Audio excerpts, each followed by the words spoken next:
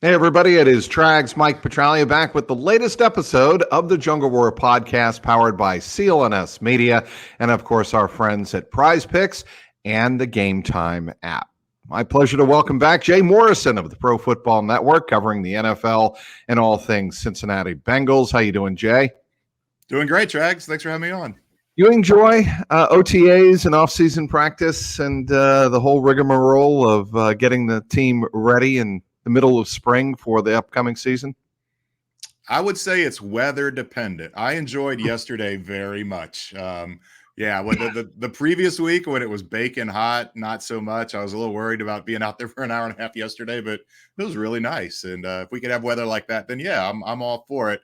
You don't glean a whole lot from it, but No. it's at least the first one is interesting just to kind of see where some guys are slotting in and who's there and who's not. And we'll see, what it looks like, what the mini camp looks like. And it's the same way with training camp, really, where there's that initial, I don't know, adrenaline or excitement, and then it turns into monotony. But yeah, it's something to write about. It's a good chance to kind of catch up with guys. You're not doing X and O type of football interviews in the locker room. Sure. You just kind of get to know them as people. And so I would say I enjoy it.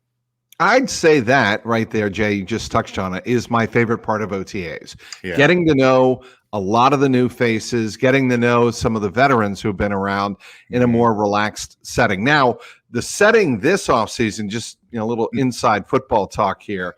The Bengals are having their locker room completely renovated. So they have been moved to an auxiliary locker room inside Paycor Stadium, actually right down the hallway, literally. Space is a little more cramped. So they're actually having to, get used to different surroundings, just like we are, which is kind of fun to see. But getting to know these guys in an informal setting really helps us do our job, I think. Yeah, it really does. I mean, I went up. I rarely in the regular season talk to Joe Bocci, but I went up and talked to him yesterday. He's the defending Logan Wilson charity softball champ, Yes, run derby coming champion. up this Saturday. Yep. And I was talking to him about that, and he's got a 3-week-old baby. He's got a wedding coming up. There's stuff I wasn't aware of. DJ Turner, yeah, we talked football, but then when that was over, I asked him how come he doesn't go by Juan Drago. That's such a badass name. That would be a great name. And he said everybody calls him Drago, but he just, on the official roster, it's DJ. But he said the players, the coaches call him Drago. If you listen, you'll hear that. So I'll keep my ears out for that. But yeah, it's fun just to talk to these guys as men, as just people that you're interested in and get to know them a little bit. And the X's and O's are secondary this time of year.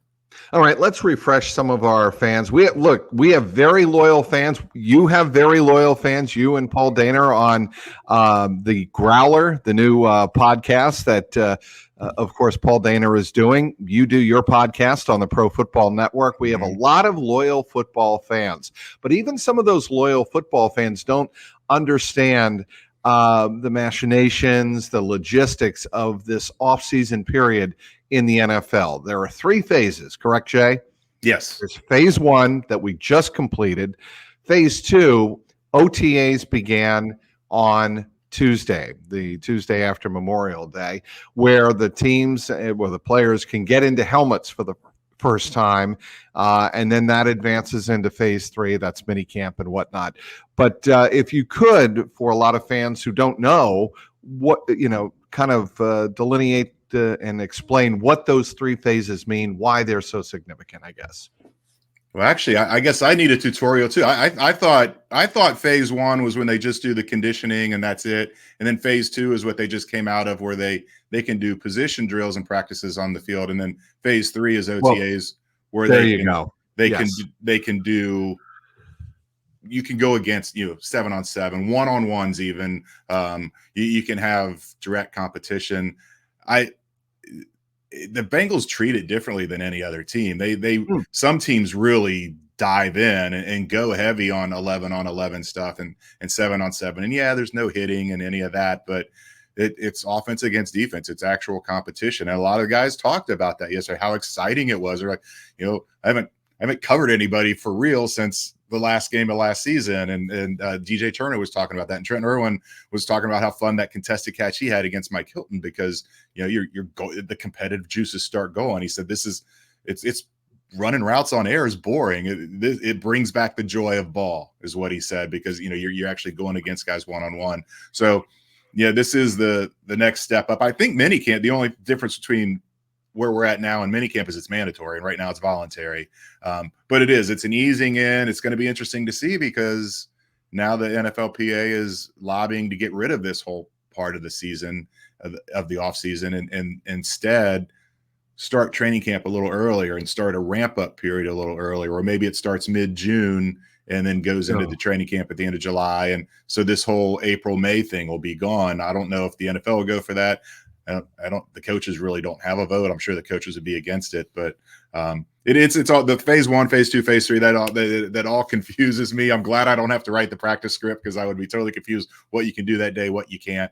But this is what they are doing on the field right now is the end of it. It's the same thing we're going to see in training camp. It's just, or in mini camp. It's just that mini camp will be mandatory, and the guys can be fined if they're not here. You mentioned the Trent Irwin catch against was Mike Hilton, correct? Yes. On Tuesday.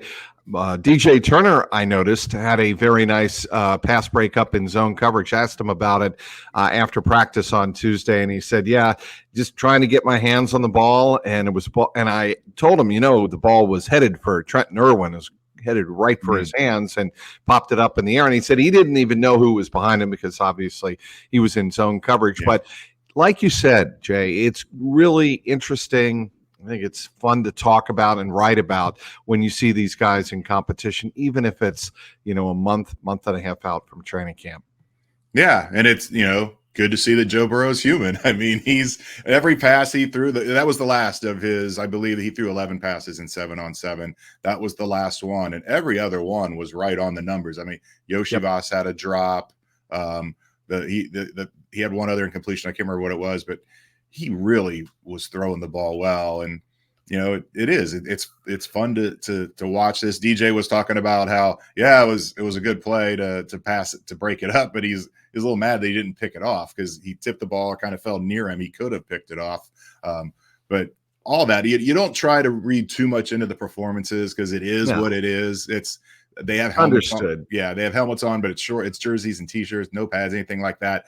But it is just good to see the juices kind of get flowing again. And these guys are competitive by nature, and that competition comes out. I was talking to Mike Hilton and Trent Irwin about that. They went to the ground on that play, and that coaches hate seeing that this time of year. And neither one of them had a problem with it. It was just a fact they both kind of went up for the ball. It's hard to keep your feet when you came down, and there was no ill feelings there. And it's good to see something close to real football at this time of year. Well, let's get to number 9. After practice yesterday on Tuesday, Zach Taylor said that he likes where Joe Burrow is at. You mentioned the fact, and I've noticed this as well, Joe Burrow appears to be throwing the ball well, but that's from our untrained eye, our layperson eye, if you will. We're lay people watching the game of football. From Zach, I asked Zach Taylor, from your trained eye, how does he look? And he said he looks exactly like we want him to look at this point. We're happy with all the progress he's been able to make. To me, the fact that Burrow has been able to be out at practice 1 week, come back and follow it up, and then follow it up on Tuesday with another practice where he's throwing the ball with authority, throwing it strong and on time. That's probably what Zach Taylor is looking for more than anything else, right? Yeah, and we kind of saw it last week with the throwing across his body, throwing deep, and really kind of snapping off those throws. So it starts with the mechanics, and then they've seen the mechanics for a couple weeks, and I thought yesterday was a big step. I hate to keep going back to that play, but the Trent Irwin, Mike Hilton play, if that's a route on air, Trent Irwin catches it right in the numbers. If Joe Burrow throws the ball there with Mike Hilton in coverage, he breaks it up. He put it up in a way where only Trent Irwin could get the ball. So those are the kind of things you love to see. That's where, if his wrist is, say, 90% instead of 100, then maybe it's hard to have the the velocity and the accuracy all right where it needs to be. Joe is so accurate. It's one of his hallmarks. And now when you've got defenders running around out there too, you have to be even more accurate with the passes. And I think that was one of the things that Zach was talking about too, is, you look for little things like that. And it's still a long way to go. So if he wasn't where he is right now, I don't think there would be any reason for panic. But conversely, the fact that he is where he is, I think, is a really, really encouraging sign coming off of that surgery. Is there any more urgency to Joe Burrow this offseason, given that he's dealt with so much and he wants to finally put any questions about being injury prone or, what happened to him at the beginning of last season behind him? I don't know. I don't know if there's another level of urgency in Joe Burrow. I mean, that guy is so dialed in all the time. And maybe dialing it back a tad is the way to go. He probably pushed it too much last year. That led to the calf injury. Let me just jump in there. The irony of that is maybe he is trying to get ready by dialing it back. You would think there's more urgency on behalf of Joe Burrow to show everybody he's fully ready to go. But by doing the opposite of what you would expect, or what human nature would indicate, maybe he figured out, and he told us this a couple of weeks ago, that is what he has come to realize. Yeah, you can't go full bore all the time. You have to. I mean, there's a calendar. There's a process, a ramping up period, and you have to respect that. It's like a rehab. You want to be back on the field. You want to be 100%, but you can. He's been through these things before. He's been through the ACL. He's been through the wrist surgery. You have to respect the process. Yep. And I do think he is learning that, where, you want to go as hard as you can and you want to push the envelope a little bit, but you have to understand that you can do more harm than good by going too hard. And we don't see him when he's working out and doing the private stuff, but I think he has that I would assume that is something he has learned in his time in the league, is that you do have to kind of follow a timetable, follow a calendar, and we'll see. He really worked hard on he couldn't throw. He worked hard on his body. He looks physically bigger and stronger. Maybe he takes more time off during this break after mini camp and coming back for training camp. But it's something that is, until he has another fully healthy season, it's always going to be in the back of everybody's mind is, can he do it? Is he going to be one of those guys that's just constantly always dealing with stuff? Yeah. And again, by our untrained eyes, well, maybe trained eyes, but untrained is not the right word. By our observing eyes, not being in football, so to speak, he looks really good. I mean, he looks strong, and I think it's going to be important to see how the coaching staff and how Zach in particular really views his offseason progress. Right now, it would seem to me that Zach looks at him like he is right on schedule and progressing just the way he should. I want to move on now, Jay, to talk about those players. We have about, let's say, 85, north of 80 players at OTAs getting ready for next week's or mini camp in a couple of weeks. I want to talk about the guys not here and why I think this is one of the more overblown stories of any training camp or any off-season program. These are voluntary. And Zach Taylor made the point, stressed the point on Tuesday that I believe the quote was, please, let's remember these are voluntary. And he even went as far as to say that he's told the players how much he appreciates these guys showing up for voluntary practices and giving it their all. But there's no Jamar Chase. Obviously, there's no T. Higgins because he hasn't even signed his franchise tag, and that means he can't be there if he wanted to be. And then there's Sheldon, Rankins, and right tackle Trent Brown. Those are the four players who really haven't been there throughout the offseason. I guess my question for you, Jay Morrison of the Pro Football Network, is it that big a deal? No, I don't think it is at all, and especially with Jamar and T. I mean, T has 4 years on task with with Joe Burrow. Jamar has 3 with the Bengals, but 2 more at LSU. Like, they know this offense. Yes, there's wrinkles. There's Dan Pitcher's new as the offensive coordinator, but that position and those guys, I feel like they could show up on Wednesday of Patriots week in week 1 and step in and be fine. A little more concern, I guess, with Sheldon Rankins and Trent Brown because they're new here.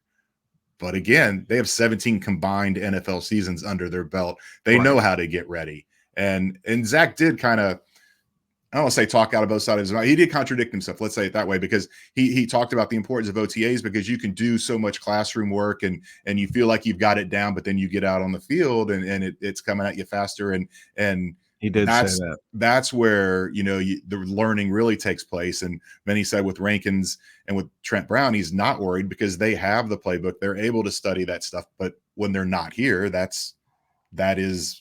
it's basically classroom at home. They're not getting the time on task on the field. But I still, if you want to wonder how big it is that these guys are missing, I'll throw out 2 names, Jesse Bates and Jonah Williams. Jonah Williams skipped all the voluntary stuff last year, had a fantastic year, got paid big time. Jesse Bates 2 years ago skipped all the voluntary stuff, didn't report to camp until after preseason game 2, had a great year, got paid big time, and then had another great year, was an all-pro. It's important in the team aspect to have everybody together and kind of learn and put this stuff together, but to have an individual here or there sitting out, not that big a deal, especially when you know their character. Like those guys, when they come back, they're going to be all in. And T's not happy about his contract situation, but he's not going to come in and ruffle feathers, and he's going to follow the path of Jesse and Jonah. When it's time to be here, he's going to be here and he's going to be all in. I don't think anybody should sweat those guys not being here right now. I agree. And I think, a guy like T. Higgins knows he has a chance to win with Joe Burrow, win this year and win a Super Bowl ring.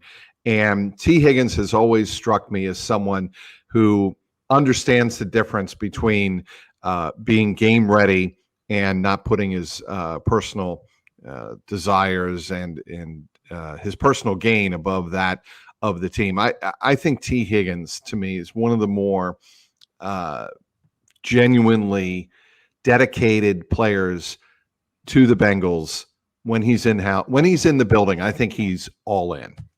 He tried to put himself back in that Kansas City game when he was hurt, and they didn't want him to. He just ran out on the field. I mean, yep. He's a guy that, and the guy, it doesn't, I don't know if it makes that, he's not going to hurt his earning power by not having a good year this year, but he can really boost it by having a great year.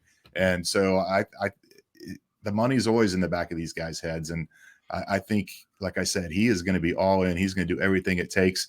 And I think it's in his character. And even if it wasn't, I think there's enough leaders, there's enough of a culture established in this place that guys are going to feel out of place and not get turned on, but it's going to be uncomfortable if they come in and let that contract stuff carry over and they're a little sour and they're not doing everything they're supposed to be. It's just, that's what Zach Taylor talked about when he got here, building a culture. And that's one of the ways that culture manifests itself is they all play for each other as much as themselves. And so whenever he shows up, I expect him to be all in.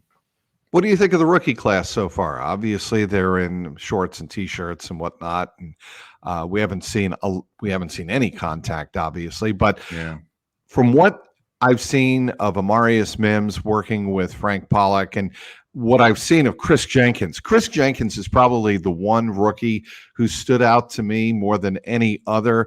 And I'll throw Jermaine Burton in there as well. I think Burton and Chris Jenkins are the two guys who athletically have a chance to bring a dynamic to the Bengals that they didn't have last year. Bring it really right out of the chute.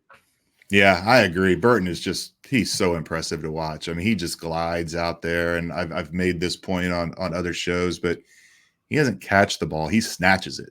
I mean, he has violent hands. He goes up and grabs that ball out of the air, and he's got the opportunity. He doesn't just have the talent. He's got the opportunity to get on the field a lot this year. And it's really hard to tell with, Mims and Jenkins and even McKinley Jackson, those guys in the trenches. We won't even know when training camp starts until, maybe once the pads go on after day 3 or day 4. So it is hard to gauge them. And then you got the 2 tight ends, and they're both working on the side on the rehab field. But I think that's been encouraged. I watched those guys a little bit yesterday, and it was them, and then it was Tyson Anderson, the safety, and it was DJ Ivey, the cornerback, both coming off ACLs. They all, I mean, it wasn't just, standard medicine ball. I mean, they were doing a lot of heavy, hard rehab work, and they all were moving really well and looked good. So I think Eric All is going to surprise some people. I don't know how much of an opportunity he's going to get because they do have so many other tight ends.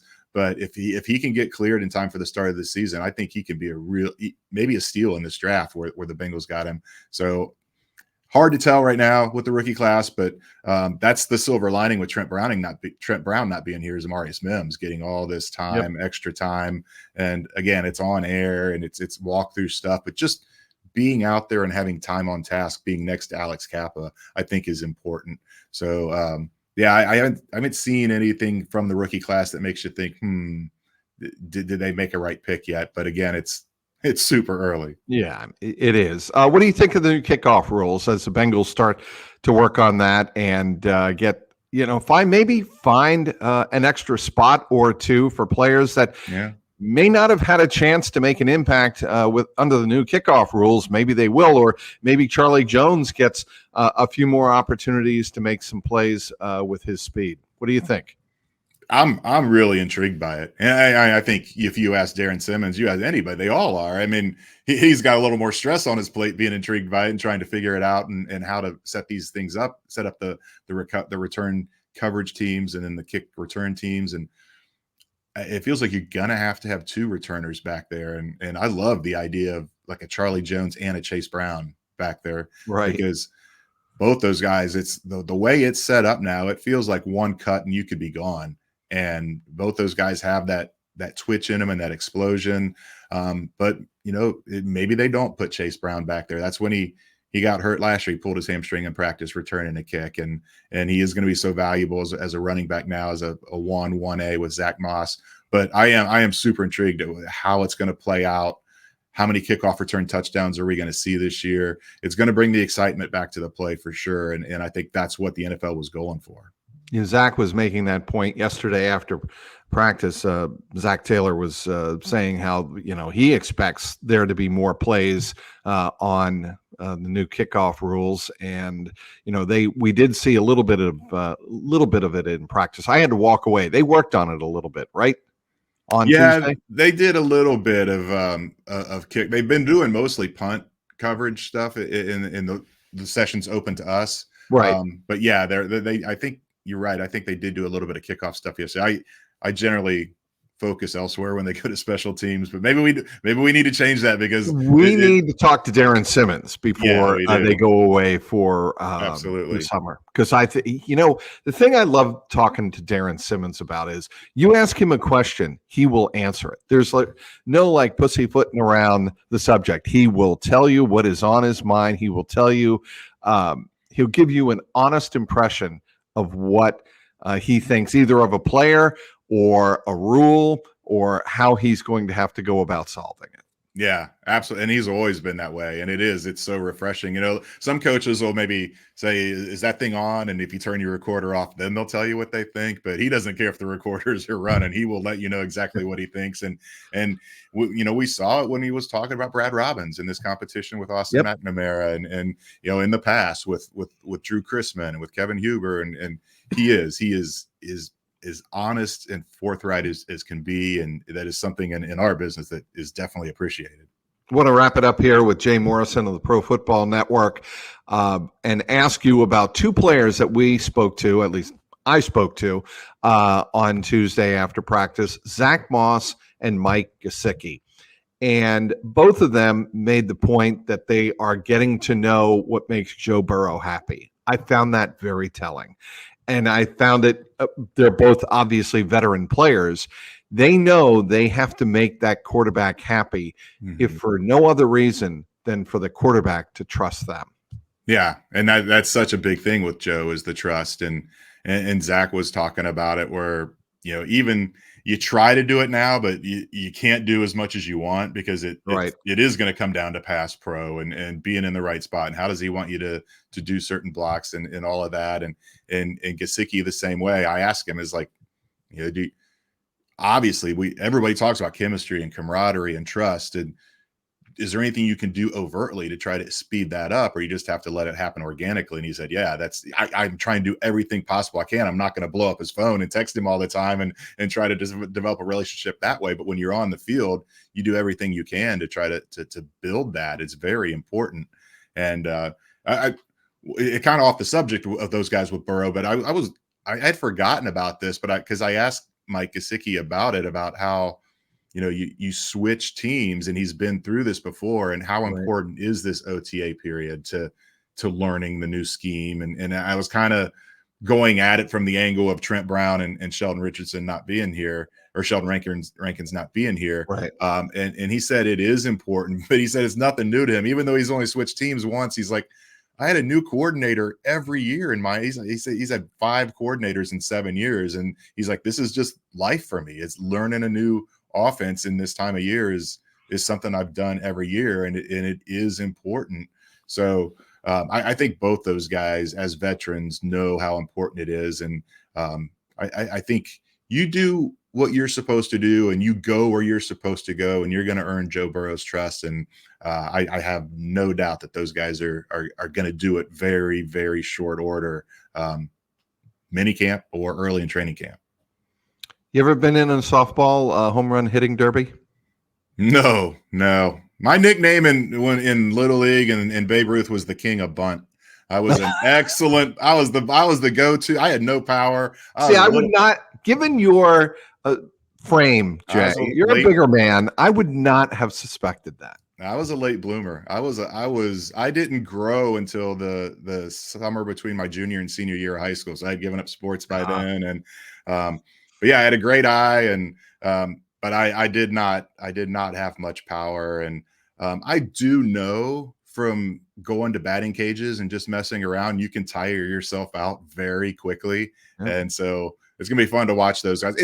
I've been to celebrity softball tournaments before, and I just think it's so fun because these are the elite of the elite football players in the world, and you put them on a softball field, and they kind of look like us. Yes. You would think it would translate and they'd be great at it. It's a different athletic endeavor. That's the thing. They look a little awkward, especially when they're throwing the ball. And so, but I just like what we said earlier in this, I don't know if you're planning on going to it, but it's a great time to go up there and just kind of get to know these guys as people and talk to them and support Logan's cause. And, you know, I was asking a lot of guys if they were going. I wasn't aware of this, but a handful of them are going. Tanner Hudson is having a charity golf tournament in Nashville that same weekend. So a handful of them had already committed to that. So I think it's just great to see the team supporting their teammates and just any charitable cause for these guys to give back is really important. And a lot of the guys in the locker room do that.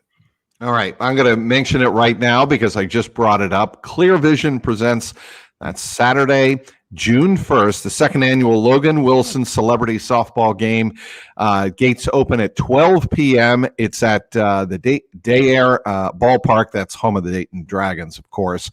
And if you want more information, it is at loganwilsonsoftball.com. loganwilsonsoftball.com.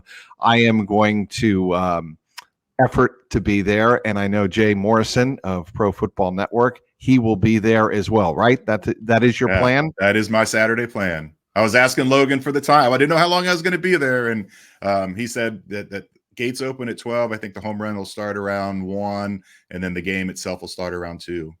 Now, it's better this year because last year, if I recall, it was on a weeknight, correct? It was on like a Tuesday or a Wednesday night. Yeah, I think you're right. I didn't go last year, but I do. I think that was that's one of the reasons I didn't make it. It was weeknight. I did, and Joe Bocci was the home run champion last year. Yeah, and he talked about how gassed he was. He hit 5 in the first round. He wasn't sure he was going to go much further, but he got just enough to get out of the next round to get into the finals, and he ended up winning it. Jordan Battle, talking a big game. We'll see how he does. He said he played baseball growing up, and he said he's a good center fielder. So we'll see how good he is and how good of a power hitter he is. All right, Jay, what are you working on this week? And you want to promote? I want to give you the chance here, of course, as always, to promote the great podcast work that you do. Yeah, a little later today, I'll be recording the PFN Bengals podcast with Dallas Robinson. Paul and I are Paul's traveling this week, so there will not be a PD&J this week, but be back next week. And then I'll have some more coverage from, wrote 3 stories yesterday, but we talked to a lot of guys yesterday, so I'll have some more reaction from yesterday's OTA, and then working on some lists for the downtime, the greatest Bengals receivers in history, the greatest Bengals lists. Quarterbacks in history. Yeah, so Yes. Best draft picks, best signings, biggest bust, all that kind of stuff. So that'll all be coming over these next few weeks. All right. He is Jay Morrison, does a tremendous job covering the Bengals for Pro Football Network. Be sure to listen to his Pro Football Network Bengals podcast. You can do that. Certainly find him online at profootballnetwork.com and on X. Where can people find you, Jay?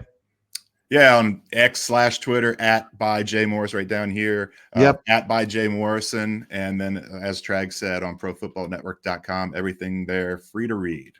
All right. He's Jay Morrison. I'm Mike Petraglia. I want to thank everybody for downloading this episode of the Jungle Roar podcast, powered by CLNS Media and our great partners, Prize Picks and the Game Time app. Until next week, keep that jungle roaring.